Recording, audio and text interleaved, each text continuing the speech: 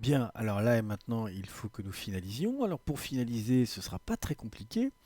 Donc nous allons chercher de nouveau les éléments qui vont nous permettre de réaliser donc l'élément rectangle qu'on a ici et puis le triangle. Alors moi ce que je vous propose c'est en fait de venir utiliser ici ma flèche noire et de découvrir aussi une nouvelle fonctionnalité donc de l'outil de sélection et de déplacement.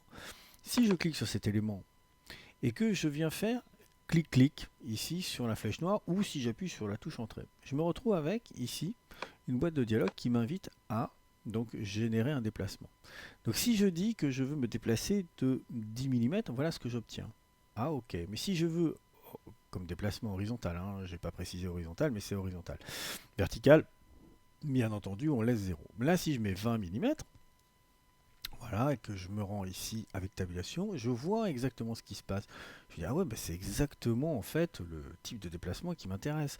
Je faisais en largeur 10 mm, là c'est 10 mm, là encore 10 mm, ça fait 20 mm, c'est exactement ce que je veux. Donc au lieu de faire OK, bah, tout simplement je fais copier. Voilà, donc là on a quasiment terminé. Alors vous allez me dire maintenant il reste le triangle, et le triangle ben, malheureusement on l'a déjà utilisé, on aurait pu éventuellement partir d'une copie, ça nous aurait peut-être évité d'avoir à le refaire.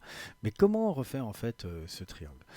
Eh bien parmi les outils donc de dessin qui sont à notre disposition, on a un outil polygone, figurez-vous. Et l'outil polygone, eh bien si je clique dessus, je vais avoir la boîte de dialogue. La boîte de dialogue, qu'est-ce qu'elle me dit? Eh bien elle me donne ici un rayon indiqué, mais ce rayon je ne le connais pas.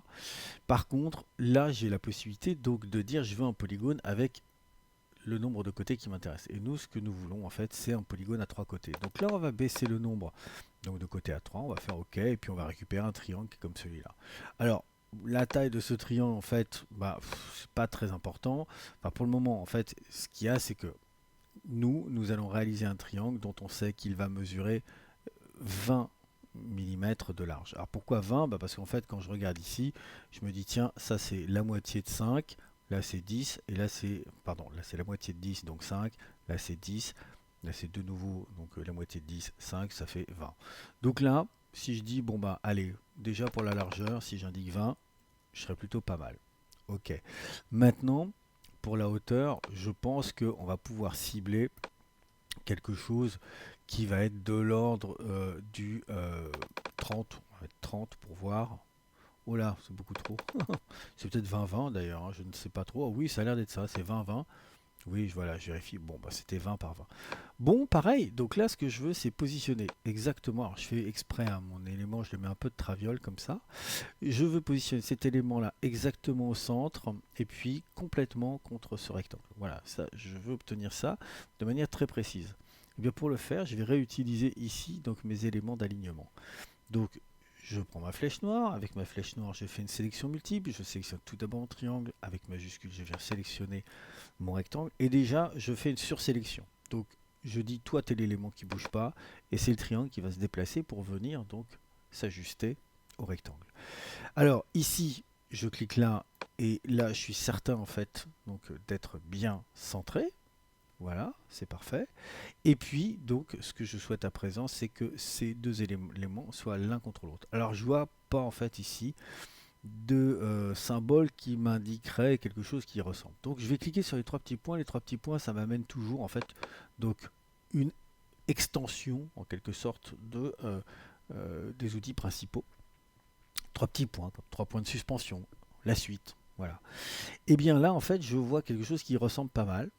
Voilà, ça veut dire en fait distribution verticale de l'espace. Et il se trouve qu'il est configuré chez moi sur 0. Donc ça veut dire que je veux que deux objets soient en fait l'un contre l'autre, si en tout cas il y a marqué 0, c'est-à-dire que l'espace voilà, entre l'un et l'autre sera bien 0. Alors je vais vous le mettre exprès sur, par exemple sur 2 mm, et je vais faire ça. Vous voyez que là en fait, la distribution verticale entre les deux éléments, c'est 2 mm. Maintenant, si je mets 0 et que je reclique là-dessus, voilà, je suis à 0. Donc je peux cliquer ici pour tout désélectionner. Et donc, nous avons terminé cet exercice avec une forme voilà, qui graphiquement est assez élaborée, mais vous avez vu qu'on y est arrivé simplement en utilisant des formes de base dans Illustrator. Il ne nous reste plus qu'à enregistrer tout ça. Pour l'enregistrer, donc comme les fois précédentes, menu fichier, enregistrer sous. on se rend dans notre exercice 3. Pardon, 2, nous sommes dans exercice 2. Non, non, non, n'allons pas trop vite. Et donc, on va l'enregistrer, bien entendu, à la racine de notre dossier et non pas dans les dossiers qu'il contient. Voilà, je vais rajouter ici mes initiales et je vais enregistrer, valider la boîte de dialogue et nous avons terminé avec cet exercice 2.